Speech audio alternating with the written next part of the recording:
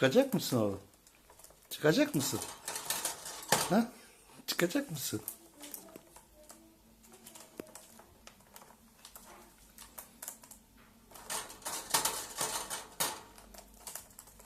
Çıkartmıyorlar mı seni dışarıya?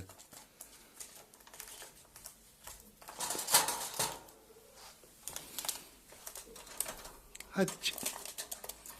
Çık, tamam. Çık. İn aşağı, hadi in. İn aşağı. İn.